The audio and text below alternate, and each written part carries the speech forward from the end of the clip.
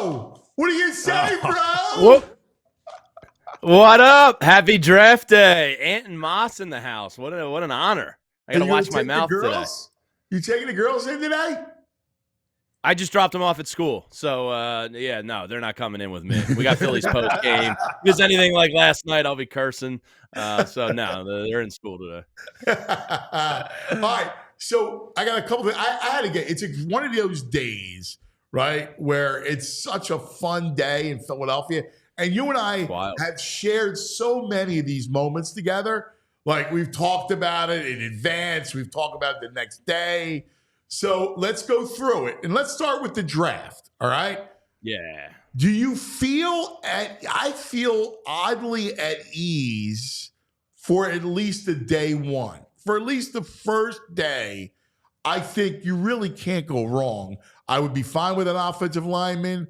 I would be fine if they did something wild, like, trade up and get Brock Bowers, right? And I would love a corner. The Brock Bowers thing, I think, is it's certainly exciting. I'm with you. Like, I'd be okay with most, but I'm just saying something along those lines, something wild like that. Whatever. I want a cornerback desperately. I'm a give me a cornerback or give me death type of guy tonight. So I will be slightly hurt if they don't get a cornerback. If they go offensive lineman, it's a story as old as time with the Eagles. It's smart football. I can't ever get upset with it. But I do want a cornerback. Zach Berman always says you got to think 5 years, not 1 year. And to me, like, that says cornerback. Darius Slay's on his last legs. Bradbury's done. Ringo's promising, but you can't count on it yet. Isaiah Rodgers, we don't really know. There's nobody there for the next 5 years. So to me, there's 3 kids, whether it's Arnold, Toledo kid, Kool-Aid, even Cooper DeJean. Like, any of those 4, I think I'm pretty good with. Just give me one of those guys and get the lockdown corner. It's interesting. Like, I love Arnold, and I love Mitchell, right? Kenyon Mitchell, yeah, right. I love those 2. Kool-Aid, I think, is a little bit of a. the name alone. DeJean, listen, he's a good athlete. My only thing about him is, they didn't play a ton of pass teams, right? Like, they didn't. Sure. They weren't like airing out. Now, I guess athletically, he's superior. He's very good. So let's get a white cornerback. Let's get weird. Yeah. You know what I mean? Let's get weird. Let's mix it up a little bit. But I just don't know. The O-line, and we've studied that, right? So I've studied it with Baldy. I know it's not sexy, but there's a lot of value. Guys that can come in today, play guard or play center. Yeah, my thing is, like, you're so close. You're on the doorstep. I want the first round pick to contribute year one.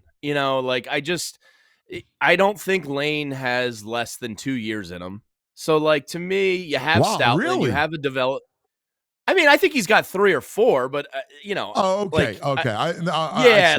I thought you said I think worst you case think he he's got only 2. had 2 years, right?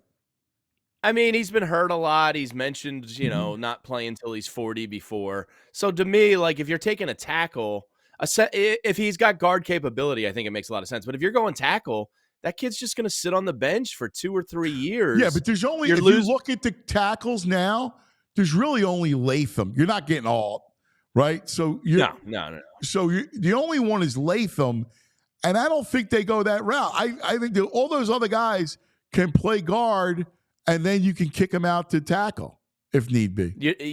Yeah. If they can play guard, that definitely changes things. I don't want to straight up tackle in the first round. And if he does get nuts and trade up, the guy I'm real horny for is Jared Verse.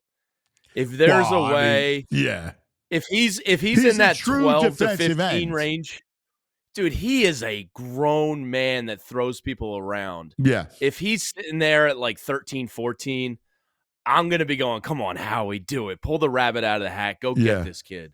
But like you said, I'm good with most things. Yeah, like Verse is a true defensive end. He's a beast. Yeah, he's a monster. I love the kid. Well, let's play. Listen, it's not happening, all right. But the Bowers thing is fun to talk about, and I just go, Well, I love it. Like, I love it, love it, love it. Only because that side of the ball, he's great. Like, he's almost one of these undervalued kids. Like, people don't realize how dangerous he could be. And you put him, Goddard, Barkley, Devontae, AJ. Oh, my God. I mean, it's the best offense on paper, in Eagles history and, possibly in the NFL. So, like, I get the intrigue of it. To me, it just feels almost unnecessary. Like, you just got Saquon Barkley. You know what I mean? You have Devontae Smith and AJ. Yeah. Like, I just feel like there's other needs, but if they got him, there are other needs. I mean, without it, certainly there are other, and it's not happening. But I'll put it this way: I would do it. And here's why I would do it is if I'm going to overload on one side of the ball, it's going to be offense. Listen, sure. And you know me, I'm a defensive. I love defense, right? But how you win really today is you win with an offense. Yeah, I mean, defense is a luxury in today's NFL. Offense is where you win. And, you brought in Vic Fangio to kind of, make some magic out of some doo-doo. So we'll see what he can do. He just has to be okay. They can't be terrible. So I'm with you that you win an offense in the NFL. So if they do it, I'll be doing cartwheels. All right, this part of the program is brought to you by the Bet Park Sportsbook and Casino app. Download it today, and you get your SGP for Sixers, Knicks tonight. So how you feeling, man? Like, let me just throw it at you. We've seen this crowd resurrect Trey Turner, Nick Foles. It tried to do Ben Simmons and Fultz. What's your take tonight? My take tonight is who the hell is going to step up outside of Tyrese and Joel? That's what this series is coming down to. Those two have been great. You've gotten, 16 points in 2 games from your bench? Do Buddy Hield's arms even work? Why is he on the court if he's not shooting the basketball? What are you doing? Paul Reed's been non-existent. Nico's been non-existent. Somebody has to step up here. The obvious answer is Tobias Harris. And I've been doing a lot of late-night NBA watching this week. And whether it's McDaniels on Minnesota or Michael Porter Jr., a team's third option is always stepping up and helping the big two. And the Sixers just don't have that. They don't. And somebody's got to do it. And I'm not drunk enough yet to say it's going to be Tobias Harris. I think that's crazy. I hope it's Batum because he's got NBA onions. Uncle bro. I hope it's Batum. I hope Nico Batum starts shooting. At least he'll shoot. But, that's what we're talking about. But DeAnthony Melton should help, at least defensively. Maybe you can have Joe down low a little bit more, hitting the glass. We'll see. I need Oubre tonight. Dude, I need Oubre to give me something. Where did he go? I have to tell you, I expected Tobias to be what he is. I did by this point, you kind of expect it.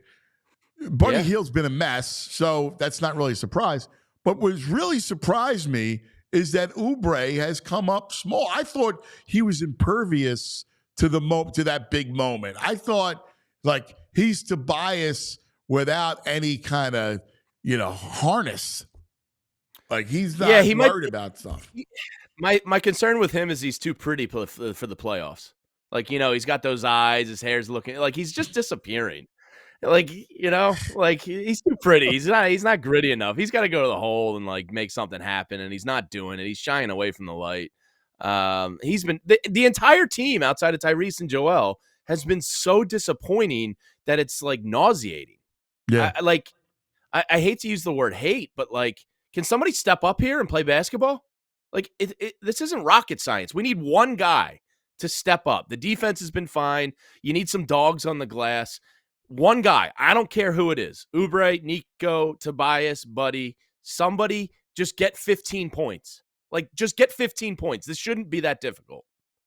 So I got to believe they're going to win tonight. I mean, just the rhythm of a series, right? Like we were talking about it earlier.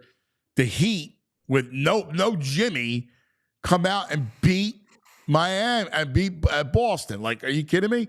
So tonight should easily be the bounce back. You're going to get, I think, home court calls, right?